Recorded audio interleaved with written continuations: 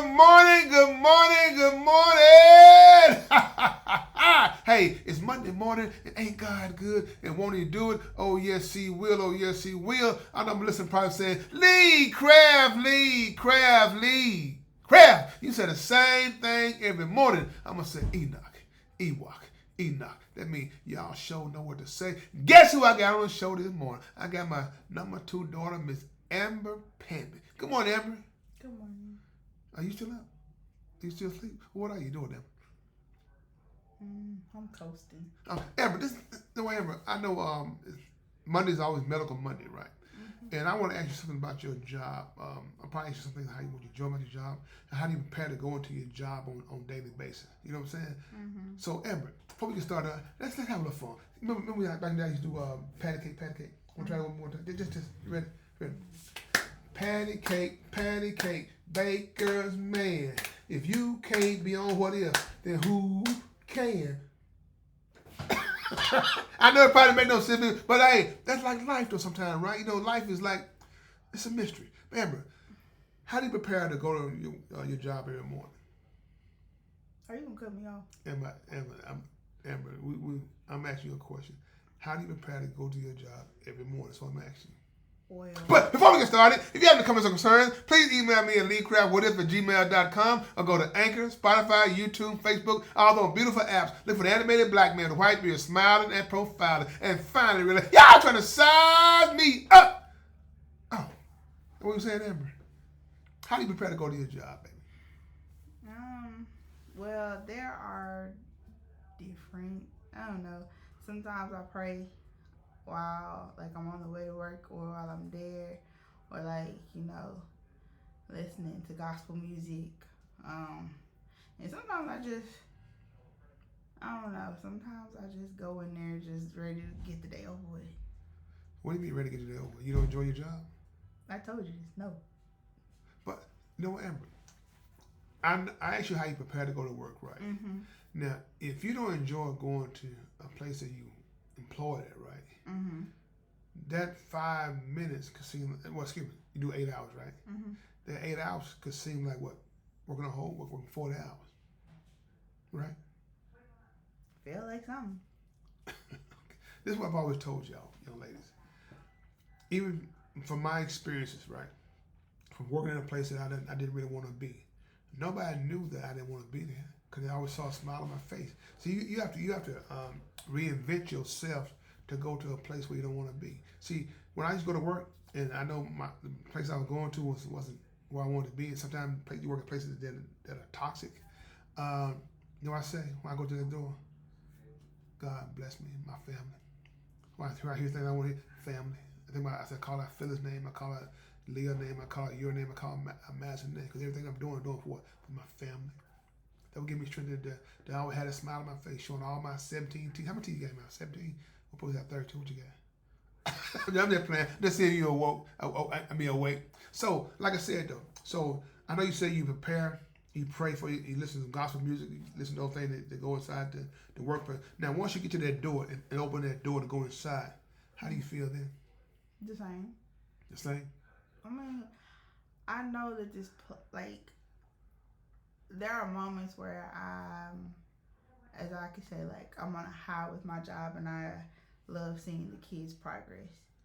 But the majority of the reason is just to have money, put money in my pocket.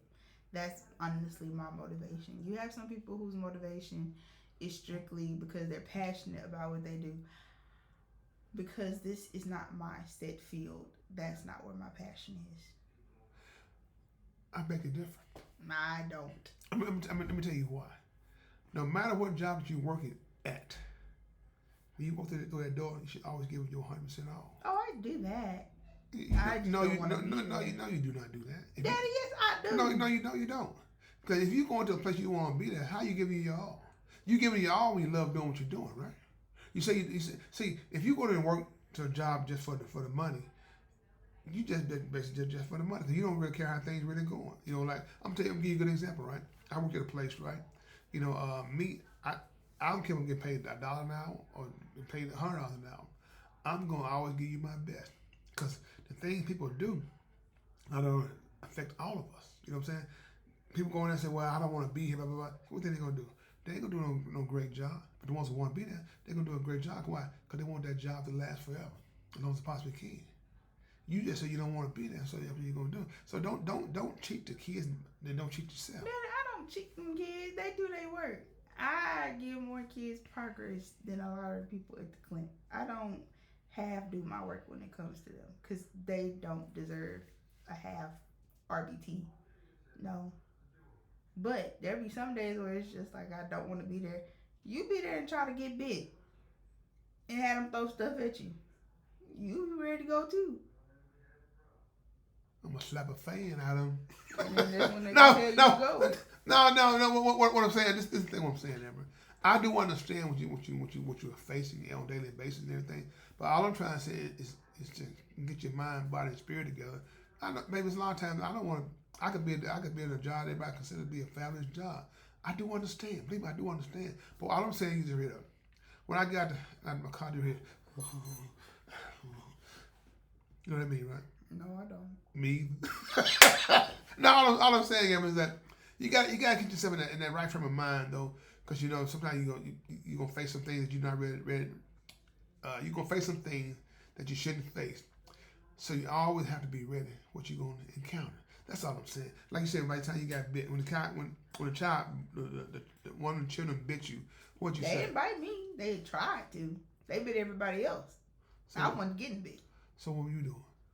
What you mean? Turn them around. Whoever else is the target, I try to block, but I'm not getting bit. Let's just say a child come in and tried to bite you, right? And had you bite your finger, right? What would you do? If they tried to bite my finger, they had your finger, they bite your finger. What would you do? I mean, poke an eye like this. I mean, that would be a natural instinct, but we have safety protocols for that. So, for instance, if they try to bite my arm, this is their. Well, you can't see my arm, but if they try to bite my arm, you're supposed to like push their head into your arm, and they'll open up the jaw more, and they'll release you without having to pull extra skin. Okay. So what thing do you enjoy about your job? What do I enjoy? Yeah. Going home.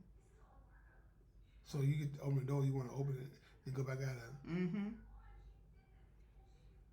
What I'm saying is that I feel like I was excited when I first started in the field of ABA, but I knew this was not going to be a forever job for me because I want to be a social worker.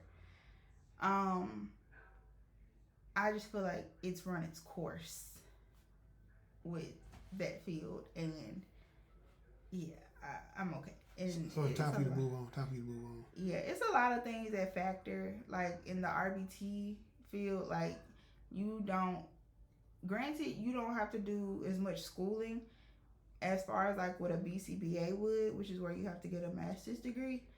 So I get we should not be getting that 80 to 90 and up range, but I feel like you should be able to have a livable wage and also be able to get paid if a client cancels, because there are instances where clients cancel and you don't get paid at all, or in some companies you don't come in at all and still don't get paid. You said 80 to 90. What do you mean 80 to 90? A year. 80,000, 90,000 a year? Mm-hmm. That what you want? 80 to 90,000? No, as an RBT, I accept like maybe 60 to 70 because the thing is BCBAs, they go for the extra schooling to create plans and things like that to help the children. RBTs, we implement those plans. So we're actually out there on the floor with the kids, going over things at the table, helping them socialize, helping them communicate, whether they're verbal or nonverbal. We're doing a lot of those things, even when it comes to denying them access to stuff where they can become aggressive. There's a lot of stuff that goes into being an RBT. And I think RBTs deserve that pay. So you're an RBT? Mm-hmm. And you said what is it? I'm ABT? Huh?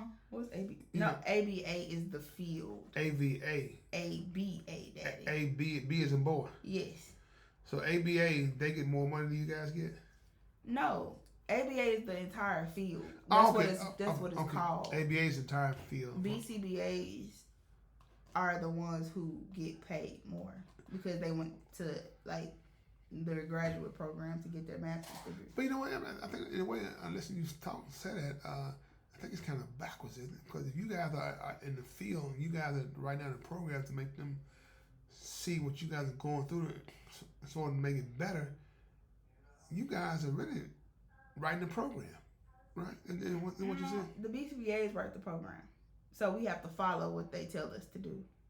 Well, that wasn't what you said a few minutes ago. I should have wrote it down. You said something like you guys in the room, y'all giving instructions to the kids, right? Children, right? Mm-hmm. Am I saying it correctly? Yeah. So y'all following for the VCBAs told y'all to do, right? The guidelines back from the VCBA. Mm-hmm. So do you see anything wrong with something what the VCBAs have implemented? Do I see something wrong? Is there something that can be revised? I mean, yeah, that's where you have open communication with them, and you tell them what you think should be different. That's why it's good to have a good BCBA because you can bounce ideas off of each other. Wait, but does it really take schooling to be a VCBA? So what's the only thing you really have is a degree on the wall. That's basically it. Yeah, you have to have extra schooling. Because my thing is, what does the extra schooling consist of? What a master's degree. No. I'm saying going to get a master's degree. What extra things that they'll learn that you don't already know?